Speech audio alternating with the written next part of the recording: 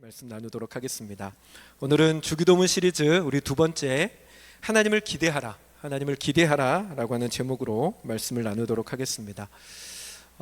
옛날 영화예요. 한 20년 정도 더 전 영화로 기억을 하는데, 브루스 윌리스가 주연했었던 언브레이커블이라고 하는 영화가 있습니다. 혹시 보신 분들이 있는지 모르겠어요. 영화의 내용은 별거 아닙니다. 어떤 중년 남자가 자기가 초인일지도 모른다, 슈퍼맨과 같은 초인일지도 모른다라고 하는 이야기를 듣게 되는데, 처음에는 그걸 부정했다가 서서히 자기의 초인성을 발견하게 되어가는 내용인데, 그러면서 자기가 초인일지도 모른다라고 하는 얘기를 했던 사람이 사실은 빌런, 악당이어서 마지막에 그 사람과 싸우는 그런 내용이에요. 나이트 샤말란 감독이 만든 영화인데 재밌습니다. 혹시나 상황 되시면 한번 보시면 좋은데요. 이 영화의 내용 가운데 기억나는 인상 깊은 장면이 하나가 있어요. 그게 뭐냐면, 이 브루스 윌리스가 초인일지도 모른다라고 하는 이야기를 듣는 그 자리에 이 아들이, 영화상의 아들도, 어린 아들도 같이 있었습니다. 그러니까 이 아들은 자기 아빠가 초인일지도 모른다라고 하는 이야기를 들으니까 흥분하는 거예요. 자기 아빠가 슈퍼맨 같은 사람이라고 하니까. 그래서 아빠가 막 열심히 운동을 하고 있을 때 옆에 와서 물어봐요. 아빠랑 브루스 리, 이소룡이랑 싸우면 아빠가 이기죠? 라고 물어보는 거예요. 그러니까 브루스 윌리스가 역기를 막 이렇게 들면서 아니, 못 이겨 라고 하는 거예요. 애가 실망합니다. 하지만 또 물어봐요. 만약에 브루스 윌리스가 다리를 다쳐서 발차기를 못하고 아빠는 화가 많이 나 있으면 그러면 이길 수 있어요? 라고 물어보는데도 브루스 윌리스가 냉정하게 아니, 나는 못 이겨 라고 얘기를 해요. 아들이 막 실망을 하죠. 아들이 그렇게 물어봤던 이유는 자기 친구가 자기 아빠가 예전에 뭐를 했는지 힘이 세다고 맨날 자랑하고, 우리 아빠랑 너희 아빠랑 싸우면 우리 아빠가 이겨 라고 하는 말을 자꾸 들으니까 거기에 자존심이 상했는데, 자기 아빠가 슈퍼맨 같은 사람이라고 하니까 뭔가 좀 이렇게 복수해주고 싶은 마음에 물어봤던 건데, 브루스 윌리스가 자꾸 아니, 못 이겨 하니까 애가 막 낙심하는 장면이 나와요. 그 영화를 봤을 때가 저희 애기들이 되게 어렸을 때였고, 저도 이제 아빠가 되어 있을 때니까 영화를 보면서 되게 불편했어요. 아니, 말로라도 이긴다라고 말해줄 수도 있는 건데, 근데도 T인가 봐요. 요즘 식으로 얘기를 하면 브루스 윌리스가 T 중에 극 T인지 절대로 못 이긴다고 얘기를 합니다. 물론 브루스 윌리스가 그렇게 말을 했던 이유는 그 사람이 했던 말이 너무나 허무맹랑한 이야기이기 때문에 정신 나간 인간의 장난에 놀아나고 싶지 않다라고 하는 마음 때문에 그렇게 이야기를 한 거지만, 아빠 된 입장에서 그 영화를 보면서 느꼈던 생각은, 아니 그래도 자식이 저렇게 기대감에 초롱초롱한 눈빛으로 바라보는데 말로라도 이길 수 있다라고 말을 해주지, 그렇다고 뭐 직접적으로 뭐 이소룡이랑 싸움을 붙일 것도 아닌데, 그런 생각이 들었습니다. 여러분, 아빠라고 하는 사람들이 좀 그렇잖아요. 아빠든 엄마든 부모라는 사람들은 자식이 부모에게 뭔가 기대하는 마음을 가지면 그 기대하는 마음을 들어주고 싶은 게 부모의 마음입니다. 아빠랑 이소룡이랑 싸우면 누가 이겨요? 라고 하면 내가 이겨라고 말을 해놓고 뒤에 가서 역기를 몇 번 더 들지언정 자식의 기대를 만족시켜주고 싶은 게 부모의 마음이라고 하는 거예요. 여러분, 이게 자녀가 부모에게 뭔가 기대를 걸면 부모는 만족시켜주는 거를 넘어서 더한 것도 해주고 싶은 게 부모잖아요. 예를 들어서 아빠가 아들한테 아들 생일에 장난감 자동차를 사주려고 계획을 했어요. 그래서 한 10만 원대의 자동차 선물을 사주려고 계획을 하고 자동차를 알아보고 있는데, 어느 날 아내를 통해서 충격적인 소식을 듣습니다. 아들이 아빠가 한 30만 원, 40만 원 하는 기차 놀이 세트를 사줄 거라고 기대하고 있대요. 기대만 하는 게 아니라 이미 자기 친구들한테 다 소문을 냈대. 그러면 그 아들의 생일날 받게 되는 선물은 자동차를 선물 받을까요? 기차 놀이 세트를 선물 받을까요? 기차 놀이 세트를 선물 받는 거예요. 왜? 부모는 자식이 기대하고 있다라고 하는 말을 들으면, 그 정말로 기대하고 있는 데다가 그걸 들어줄 수 있는 능력이 있으면 들어주는 게 부모의 마음이다라고 하는 것이죠. 사람도 그럴진데 여러분, 하나님은 더합니다. 지난 시간에 우리는 하나님께서 우리로 하여금 하나님을 아버지라고, 아니 아빠라는 것을 넘어서 아버지를 넘어서 아빠라고 부르라고 우리에게 말씀하셨다라는 걸 보았습니다. 하나님이 우리에게 하나님을 아빠라고 부르도록 하셨다라고 하는 이야기는 너희가 너희의 자녀에게 대하여 가지는 그 마음을 하나님 그대로 가지고 계신다라고 하는 걸 가르쳐 주는 것과 동일합니다. 하나님도 우리가 하나님께 기대를 걸면 하나님도 우리의 그 기대를 만족시켜 주시는 분이시다라고 하는 것입니다. 여러분, 기도라는 게 뭡니까? 여러분, 기도는요, 우리의 필요를 하나님 앞에 구하는 게 기도입니다. 그런데 우리가 무언가를 구하면서 들어달라고 요구를 하면서 그걸 안 들어줄 거라고 생각하고 기도하는 일은 없을 것입니다. 이게 제가 아들과 딸을 차별을 많이 합니다. 저는 한 번씩 딸이 문자가 와요.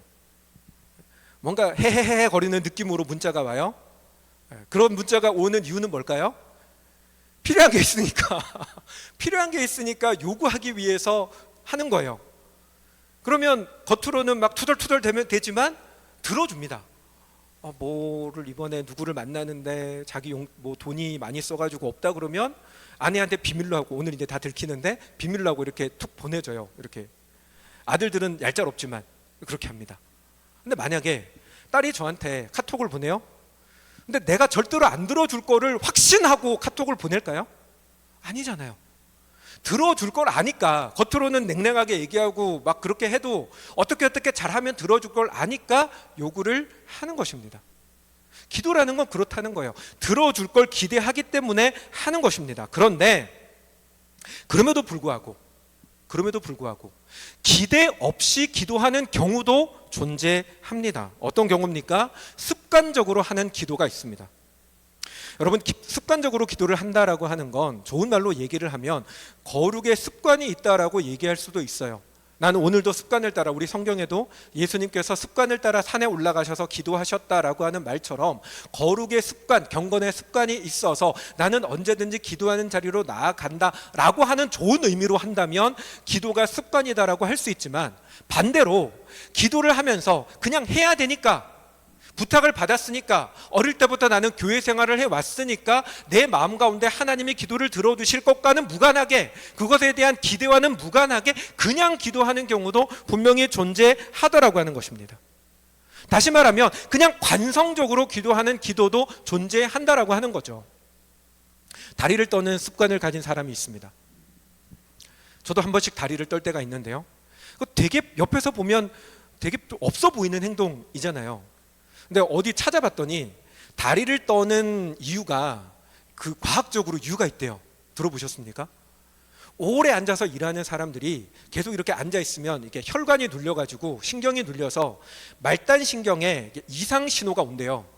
그러면 몸이 자기도 모르게 그 이상을 풀기 위해서 다리를 이렇게 달달달달 이제 떨게 된다는 거죠. 그래서 그게 뭐 건강에 좋다라고 하는 말도 있고, 또 어떤 사람들은 집중을 하기 위해서 다른 곳에 신경을 이제 분산시키다 보니까 다리가 이렇게 떨린다, 뭐 그런 얘기를 하는 사람도 있더라고요.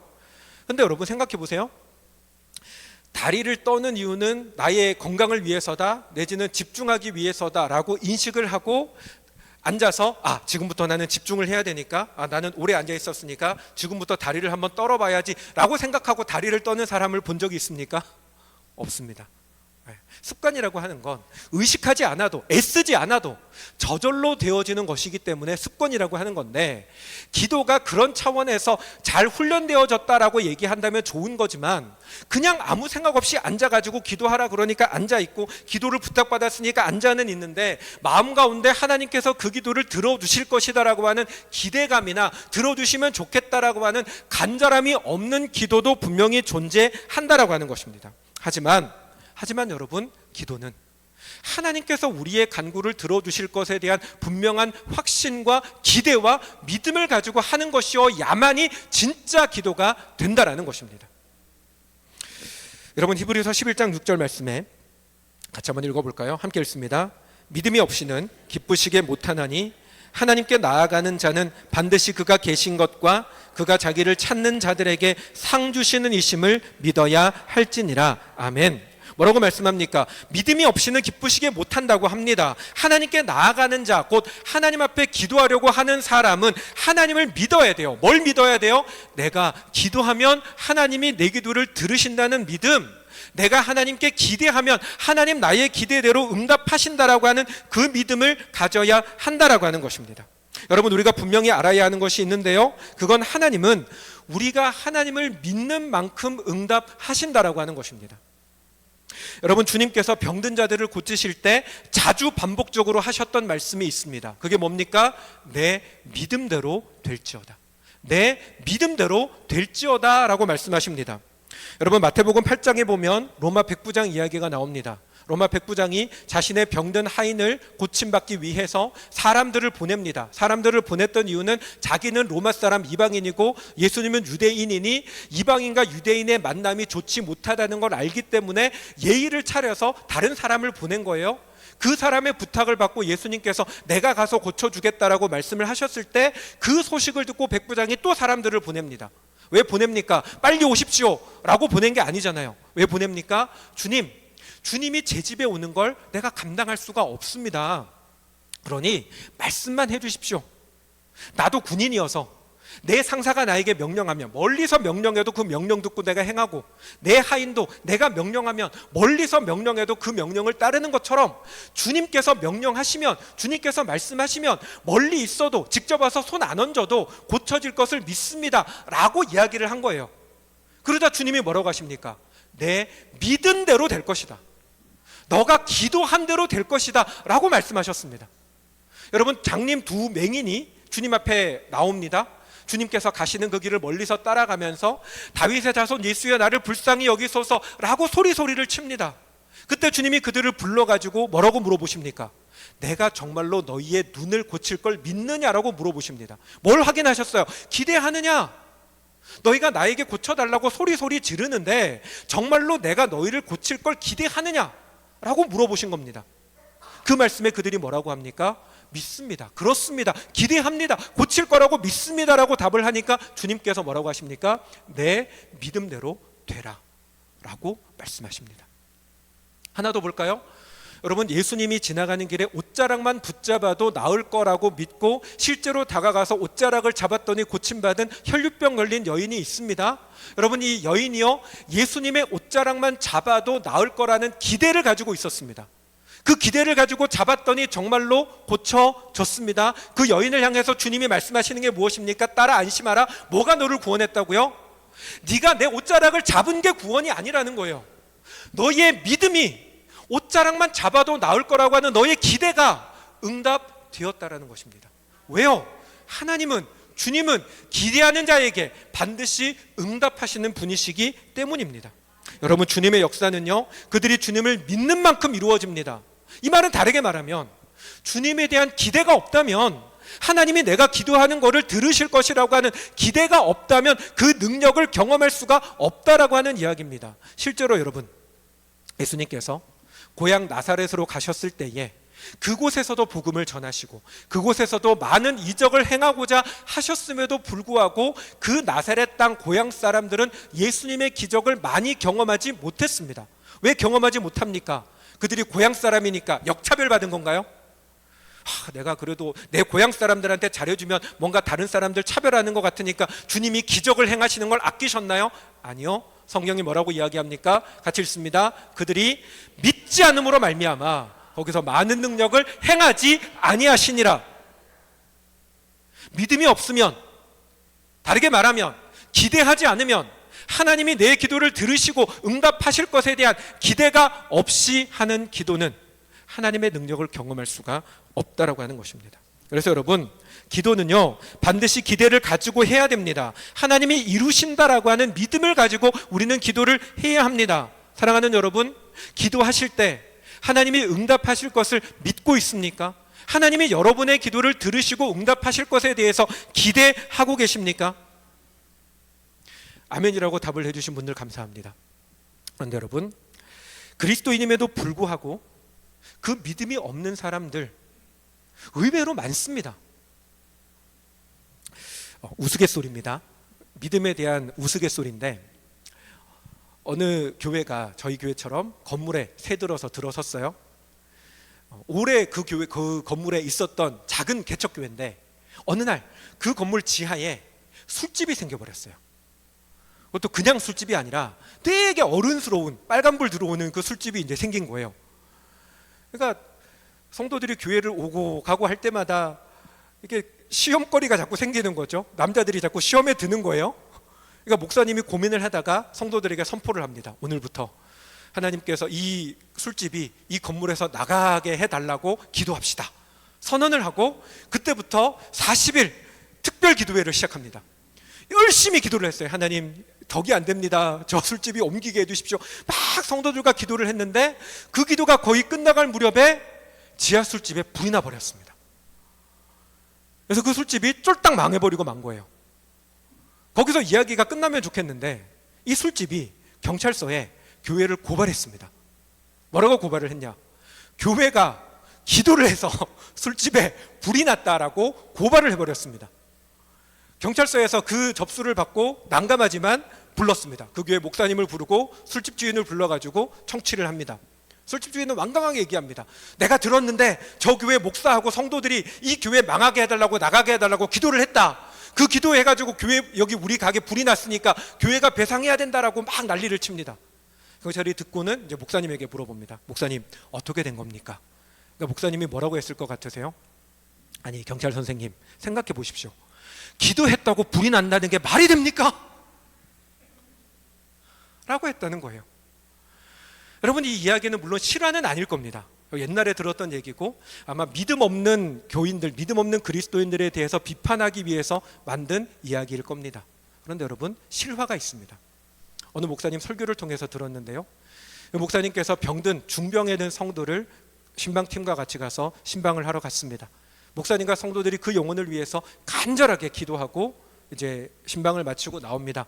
엘리베이터에서 가족들과 인사를 하고 엘리베이터 문이 싹 닫히니까 목사님 옆에 있던 권사님 한 분이 목사님에게 이렇게 말했습니다. 목사님, 아무래도 힘들겠죠? 아무래도 힘들겠죠? 그 얘기를 듣고 목사님의 마음이 다 무너졌대요. 내가 목사로서 뭘 가르쳤나? 내가 뭘 보여줬나? 답답하고 화가 나고 자기 자신의 목회에 대한 회의감이 이루 말할 수가 없었다고 합니다. 여러분, 기도하지만 정작 아무런 기대 없이 습관적으로 기도할 수 있습니다.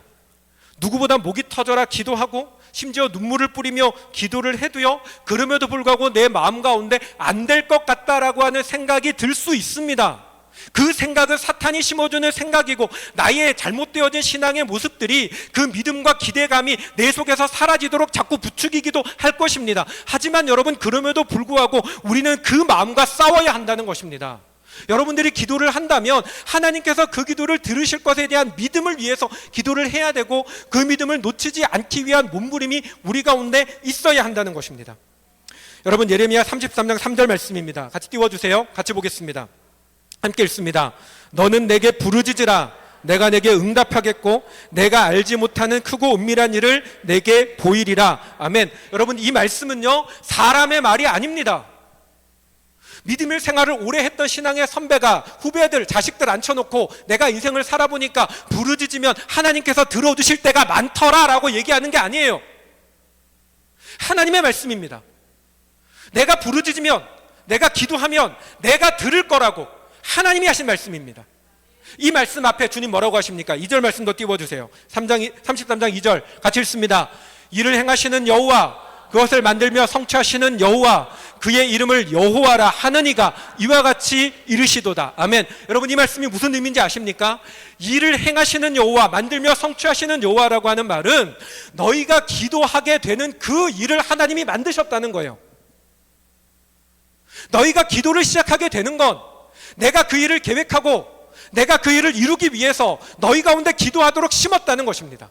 그러니 기도하면 하나님 들으신다는 겁니다. 다시요, 우리가 기도하는 이유는 내가 뭔가 생각이 있어서 기도하게 되는 것이 아니라 하나님께서 기도를 하도록 우리 가운데 기도하는 마음을 심으셨기 때문입니다. 하나님께서 그 일을 이루시고 증거하시기 위해서 하나님께서 일을 계획하셨기 때문입니다. 그래서 기도는 하나님이 들으신다는 것입니다. 사랑하는 여러분, 우리는 하나님에 대한 기대감을 놓치지 않고 기도해야 합니다. 물론 사람은 약합니다. 저도 약하고요. 여러분들도 약합니다. 때로는 내 몸의 컨디션이 도저히 기도할 수 없는 지경까지 이르기도 합니다.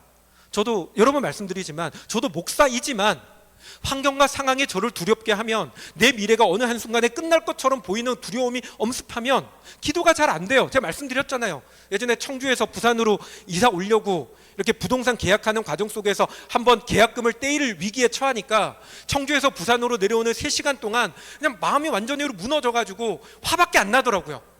하나님에 대해서 화가 나더라고요. 저도 그래요.